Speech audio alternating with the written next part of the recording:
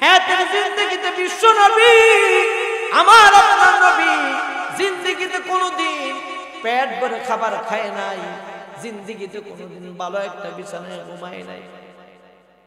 হযরত ওমর একদিন আল্লাহর নবীকে দেখে খালি একটি চাটাইয়ের উপর শুয়ে আছে।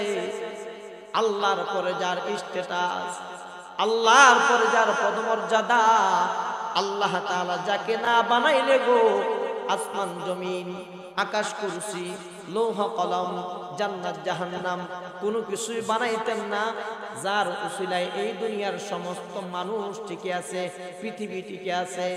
হযরত ওমর দেখে জনাবে মুহাম্মদুর রাসূলুল্লাহ সাল্লাল্লাহু আলাইহি ওয়াসাল্লাম একটি চাটাইয়ের উপর শুয়ে আছে। এমন সুন্দর মানুষ আল্লাহর নবী, এত ফর্সা, এত মায়াবী, এত সুন্দর। নবীর শান আর নবীর মান আমরা কত বলবো। ভাইয়েরা আমার, বাবারা আমার, নবীর ডায়লগ হয় এর নজন যুবক মোবাইলগুলো বন্ধ করে দাও, টিভিগুলো অফ করে দাও, মা মহিলারা চলে আসো, যুবক ভাইরা চলে আসো, বৃদ্ধ বাবারা চলে আসো।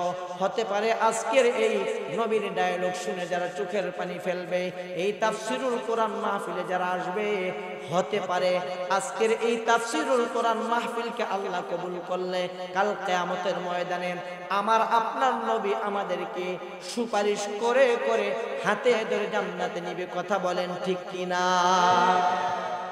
নবীর জন্য পাগল হইতে হবে মুসলমান। হযরত ওমর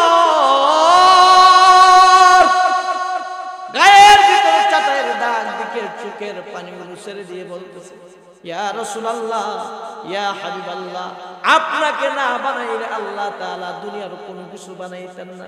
নবী গো, আপনি এমন ভাবে শুয়ে আছেন, আপনার গায়ের ভিতরে চাটাইয়ের দাগগুলো বসে আছে।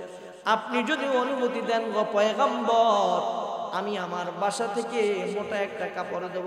আল্লাহর নবী বলে, আপনাদের গ্রামের কিছু সন্তান মাওলানা মুফতি মুসা সাহেব যে হাদিসটা বলেছে, আদ-দুনিয়া সিজনুল মুমিন, আদ-দুনিয়া সিজনুল মুমিন, আদ-দুনিয়া সিজনুল মুমিন ওয়া জান্নাতুল কাফির। দুনিয়া মুমিনের জন্য হলো জেলখানা, আর ইহুদি খ্রিস্টান নাসারা হিন্দুর বৌদ্ধ কাফের মুশরিকদের জন্য দুনিয়া হলো জান্নাত। কথা বলেন ঠিক কিনা? মুমিনের জন্য এটা পরীক্ষা হল। আজকে পরীক্ষা হইতেছে দারুল আরকাম মাদ্রাসার মাহফিলে কারা কারা আসে আর কারা কারা আসে না, নবীর প্রেমিক কারা কারা, আজকে ইন্টারভিউ হয়ে যাইতেছে। সাইয়েদনা হযরতে ওমর ফারুক রাদিয়াল্লাহু তাআলা এই কথা বলার পরে আল্লাহর নবী চোখের পানিগুলো ছেড়ে দিয়ে বলতেছে, হে ওমর, দুনিয়ার ভিতরে আল্লাহ তাআলা আমারে আরাম আয়েশের জন্য পাঠায় না। ওমর মুসাফির মানুষ, কিছুদিন পরে এই দুনিয়া থেকে বিদায় নিয়ে চলে যাব। এই দুনিয়াতে আল্লাহ আমারে আরামের জন্য পাঠায় নাই। কথা বলেন ঠিক কিনা? এই দুনিয়া থেকে আমাদের যেতে হবে কি হবে না?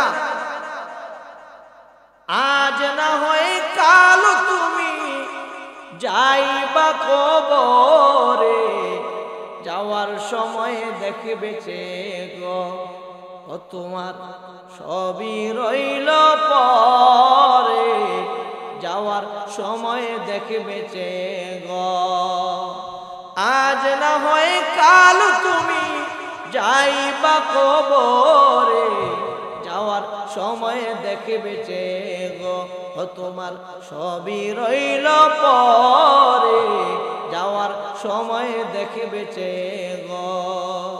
দাদা গেল, নানা গেল, কেউ এলো না ফিরে, তোমারই যাইতে হবে গো ও ভাইজান অন্ধকার কবরে, তোমারই যাইতে হবে গো। আজ না হয় কাল তুমি যাইবা কবরে, যাওয়ার সময় দেখবে গো ও তোমার সবই রইল পরে, যাওয়ার সময় দেখবে গো। বাইরে আমার, বাবার আমার, দিলের কানে কতগুলো শুনবেন, আমলের নিয়তে শুনবেন। আহারে এই সাপমারা এলাকায় কত মানুষ গোরস্থানে পড়ে আছে, রাস্তার পারে পড়ে আছে, জমির আইনের মধ্যে পড়ে আছে। দেখা যায় গো বছর বছর কেউ খোঁজ খবর নেয়ার মতো নাই। কথা বলেন ঠিক কিনা?